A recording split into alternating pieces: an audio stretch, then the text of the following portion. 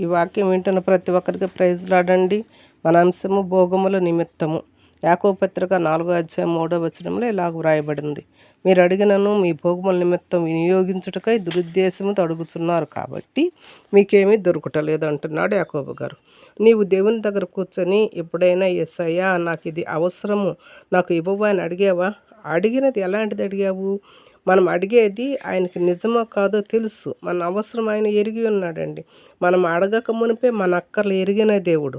యేసయ్యను అడిగితే ఏమైనా ఇస్తాడని ఎవరైనా చెప్తే నమ్మకు. ఎందుకంటే మనం అడిగింది నిజంగా అవసరం అయితేనే ఇస్తాడు. అది కూడా ఆయన అనుకున్న సమయంలోనే ఇస్తాడు.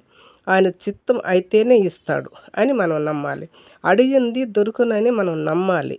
నమ్మటం మనకు సాధ్యమైతే ఆయనకు అన్నీ సాధ్యమై.